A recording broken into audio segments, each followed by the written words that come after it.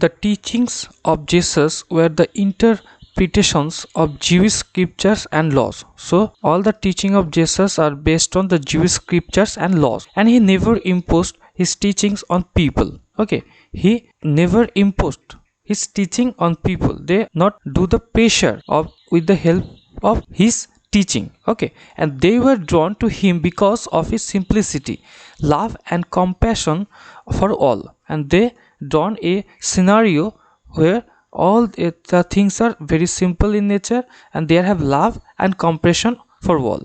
And Jesus criticized the hypocrisy of the rich and the unnecessary show of wealth. And they always try to criticize the hypocrisy of any kind of rich or any kind of show up.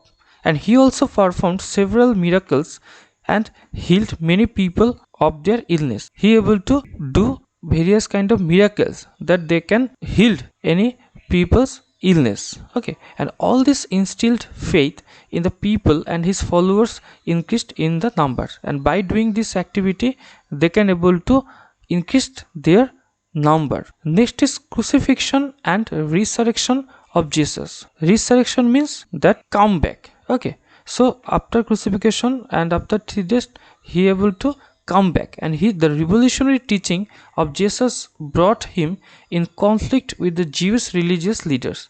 And already there was a religion and who felt jealous and threatened by Jesus' growing popularity, and they was very jealous about the Jesus' popularity. Okay, and they did not agree with Jesus' interpretation of the Jewish laws and accused him of blasphemy. The Jewish leaders poisoned the minds of people against Jesus by spreading rumors about him. And Jewish leaders, what they do or what they done, that they try to spread the poison or bad impression regarding the Jewish religion or concept, ideology.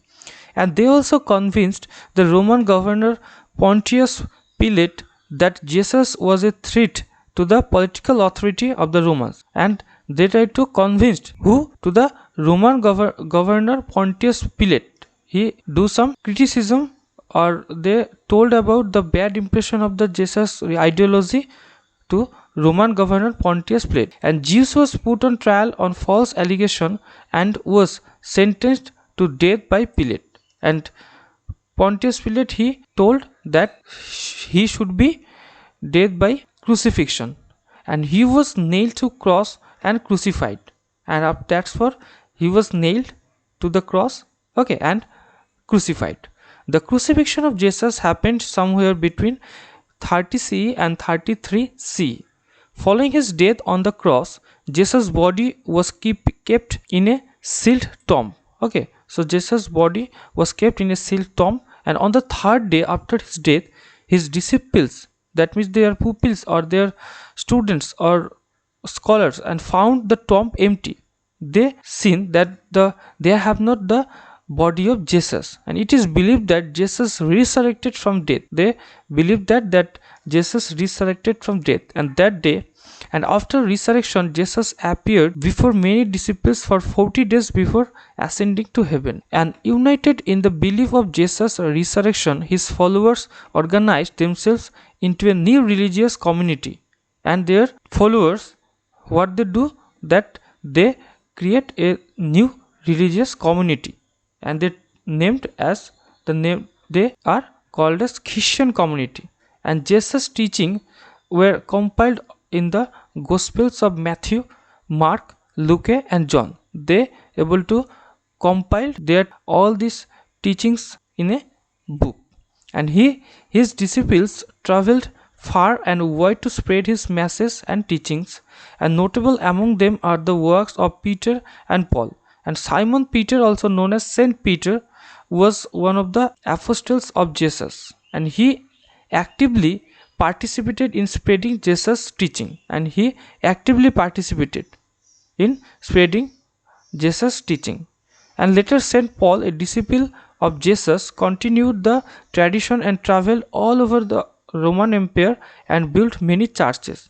And what Saint Paul done, that they made some churches, okay, in some places for the popularity of the Christianity. The teachings of Christ based on love, forgiveness and kindness attract many Jews in Palestine who adopted Christianity. And this Christianity simplicity and their uh, the way of kindness, forgiveness, all these things are attracted by the peoples. Nevertheless, for a few countries after the establishment of Christianity, Christians continued to be a minority within the Roman Empire. And in the early time, there was not the minority of there was the minority of the Christians. Okay, and they were brutally oppressed. In the beginning, they were brutally oppressed and persecuted for their religious belief. That means they are punished by other religious groups. Emperor Constantine and Christianity. The status of Christianity in the Roman Empire changed when changed dramatically in the 4th century when Constantine became the Roman Empire. So after coming of Constantine, Christianity is raised very dramatically. He defeated rival Maxentius in a series of civil wars. Constantine attributed his victory to the blessing of Jesus. Okay, and in a landmark move, Emperor Constantine officially converted to Christian faith in 312 CE. In 313 CE, he issued the Edict of Milan. Okay, he issued a Edict of Milan, which made Christianity a legal religion. So Constantine able to make the Christianity as a legal religion in the Roman Empire, and thus ended the persecution of Christians within the Roman Empire. And after that, all kinds of harassments are stopped regarding Christian community. Constantine unified both the Western and Eastern Roman Empire under his undisputed rule. He also shifted his capital from Rome to Byzantine and renamed it as Constantinople. So Constantine, he also shifted the capital from Rome to Byzantium, and he renamed this Roman Rome as a Constantinople. And Constantine built many churches and monasteries, and monks traveled far and wide to spread the message of Christians or Christ. So basically the Christian community's activities popularized in the time of Constantine. Gradually Christianity spread over the whole Europe. The Bible became the central and the most sacred text for Christians, and the Bible is their sacred text. And in 380 CE, Emperor Theodosius I made Christianity the official religion. And in the time of 380 CE, Emperor Theodosius I, what he done? That he selected the Christianity as the official religion. Over the years, Christianity became institutionalized and organized. A class of bishops and priests started functioning within the church.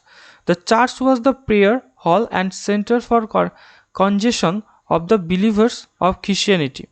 And St. Peter's Church in Rome was announced as the religious headquarters of Christians. So St. Peter's Church was the religious headquarters of Christians, and the bishop of this church was elevated to the position of Pope.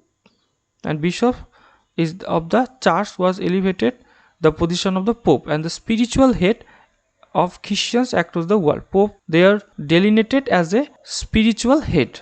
And even after the fall of the Roman Empire, Christianity continued to spread extensively across the Europe, and this was partly due to the charitable work done by the missionaries, because missionaries, they show us various charitable works, and these are attract the peoples. Okay, and some of the religious institutions also came back to be known as center of learning, and the church was very active in spreading Christian education, and this way the Christianity is popularized.